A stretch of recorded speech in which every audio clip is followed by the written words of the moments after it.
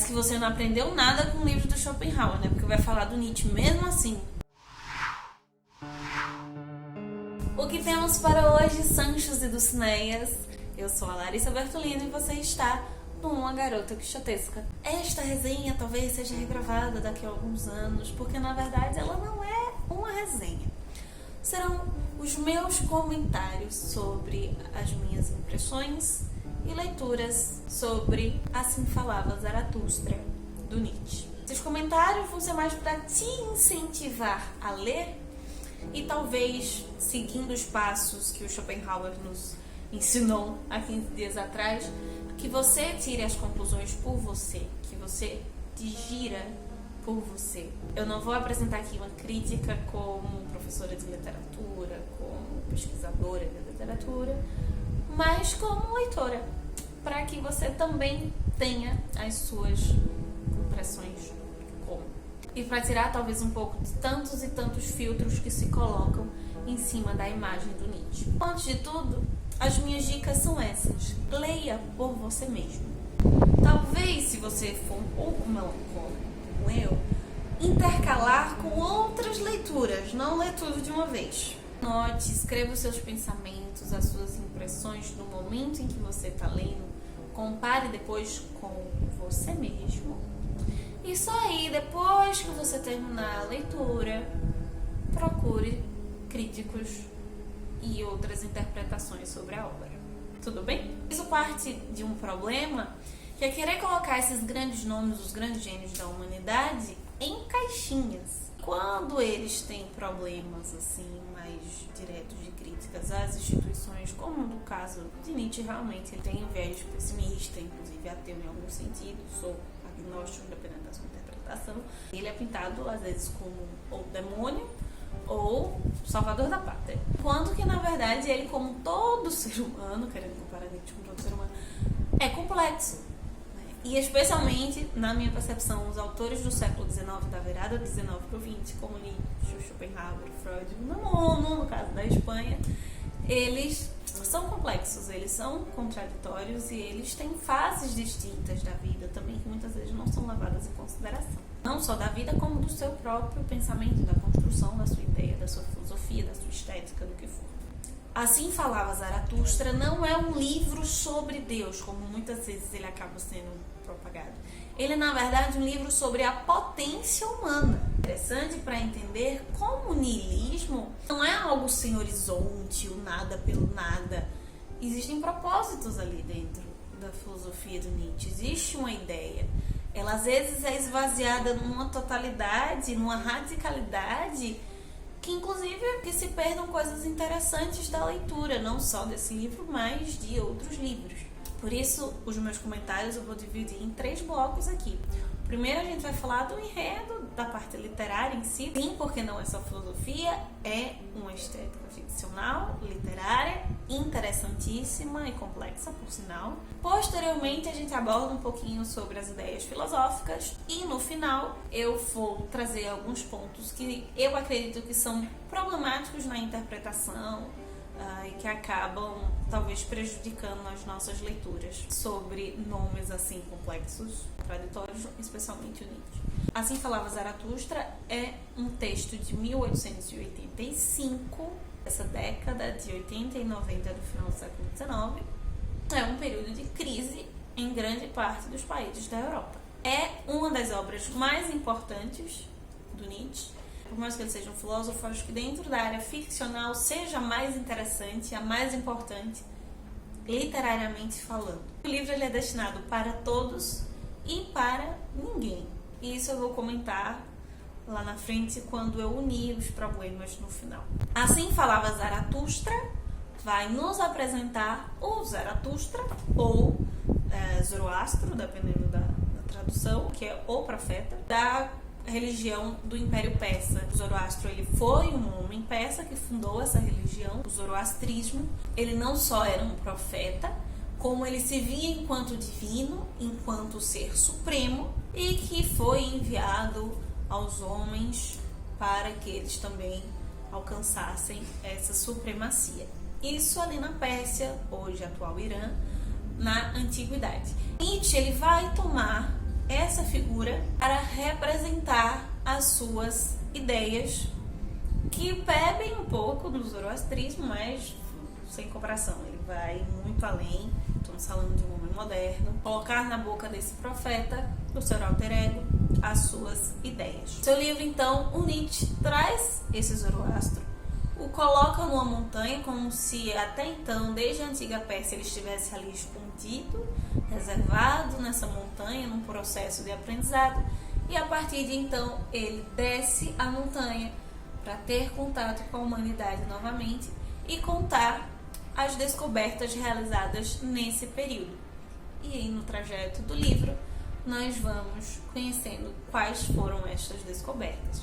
E o que é mais legal no momento em que o Zoroastro ou o Zaratustra, no decorrer de todo o livro, agora vai contar suas descobertas, é que há uma miscelânea de gêneros. O livro em si nos parece uma epopeia, mas há parábolas dentro da obra, há diálogos como os diálogos dos filósofos antigos, os diálogos socráticos, platônicos, mimeses, paródias, pastiches de textos sagrados como a Bíblia, o Corão, os livros dos Vedas. Então, a escrita do Nietzsche tem uma poética muito específica, não apenas por esse palimpsesto de texto, mas a forma como isso será retratado. Não à toa, é um livro que é interessante que se leia com as referências, não para que se pegue as interpretações, né? Como eu falei, leia por você mesmo de início, mas para pegar as referências a todas essas culturas, todos esses formatos, todas essas estéticas que ele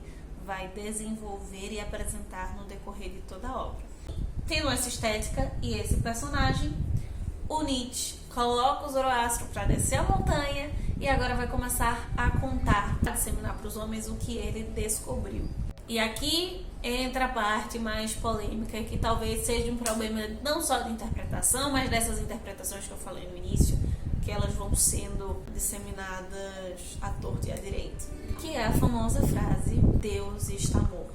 Por mais que o Nietzsche ele seja uma das bases do ateísmo, o agnosticismo e esses pensamentos que reverberaram bastante nessa virada do século, a frase "Deus está morto" não é um enunciado para se dizer que não se acredita em Deus, que Deus não existiu, que Deus não existe mais, não se acredita numa força, numa divindade superior. Mas, na verdade, parte de uma crítica central que o Nietzsche vai elaborar no texto e vai tecer a religião, especificamente ao cristianismo, naquele momento. Quando o Zoroastro afirma que Deus está morto, ele fala do conceito Deus, do dogma Deus, a forma como os homens viviam e viveriam a partir de então, e especialmente a forma como a religião trataria o conceito Deus, faria com que ele se tornasse vazio, com que ele perdesse o seu significado. Nietzsche mostra que a moral cristã não servia e não dava mais conta do mundo em que eles existiam. O Zoroastro, como ele vai afirmar na sua ideia do eterno retorno, apresenta o mundo em mudança, o mundo em ebulição. E nessa alteração, o cristianismo não se enquadrava mais, pelo menos o cristianismo que estava sendo apresentado naquele momento. Não só o cristianismo, que é o ponto central, mas todas essas outras religiões. Ele vai fazer menção aos judeus, aos hindus, aos budistas e outras religiões existentes. Tudo aquilo que os deuses até então tinham dito ao homem, sobre o homem, para ele, não estava mais atendendo às necessidades do homem daquela época. Por isso era necessário o homem, agora sozinho, superar a si mesmo e se tornar o que o Nietzsche vai chamar de super-homem. Aquele que criaria os seus próprios conceitos, os seus próprios valores, não tentaria se adequar simplesmente aos conceitos, aos valores, aos princípios que estavam ali estabelecidos na sociedade.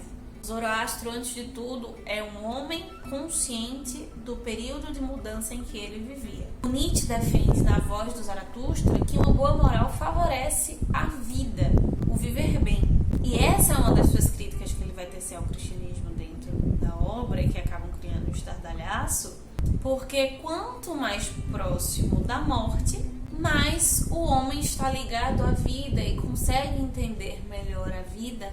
E talvez seja por isso porque os melancólicos são tão atraentes. Para o Nietzsche, o cristianismo ele vai totalmente de encontro a essa vida.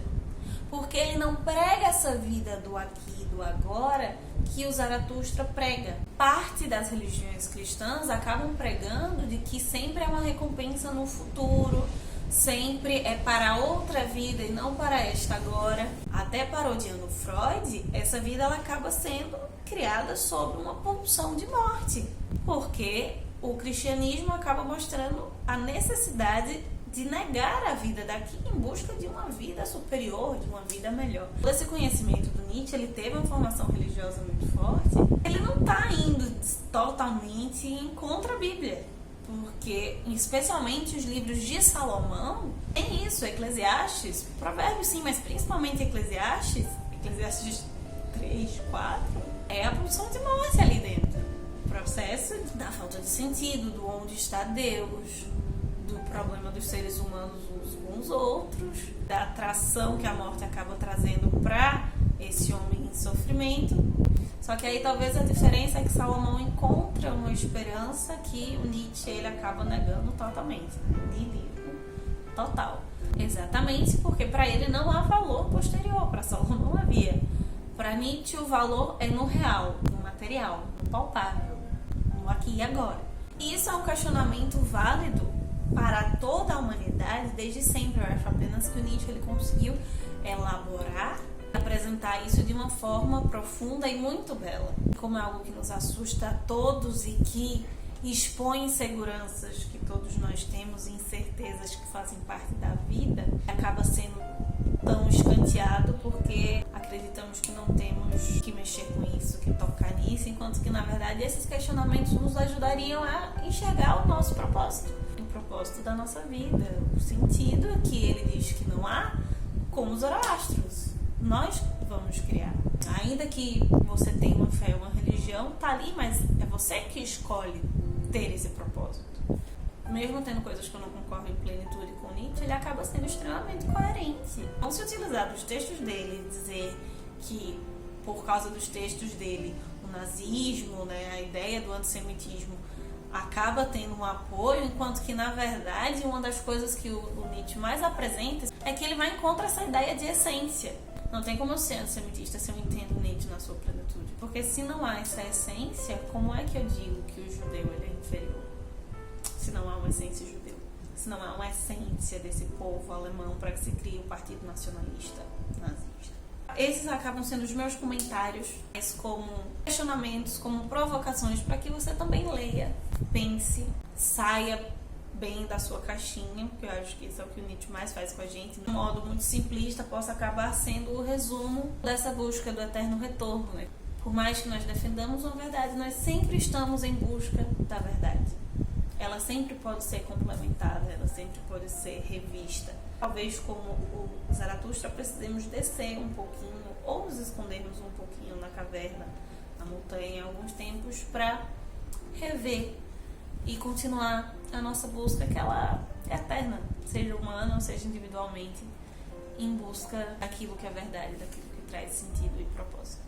Então é isso, meus queridos cavaleiros andantes, esses são os nossos comentários. Se você já leu Assim Falava Zaratustra, coloque aqui as suas impressões também, já que hoje não é bem uma resenha, são mais os comentários, eu queria ouvir os comentários de vocês também. Nesta semana nós continuaremos nos encontrando lá no Instagram. Semana que vem nós voltamos com mais literatura aqui no canal pra você. Possamos descer da montanha, ficar lá um tempinho se for necessário, mas sempre saindo da biblioteca e vendo muito além dos manhãs de vento. Valeu! Nietzsche é aquele autor que nós precisamos ler não simplesmente porque faz parte do cânon, mas porque as suas obras nos tiram um pouco da nossa zona de conforto, faz com que nós olhemos para nós mesmos do lado de fora. A literatura faz isso de um modo muito especial e por isso aqui você pode conferir outros vídeos para te fazer sair um pouquinho da caixinha.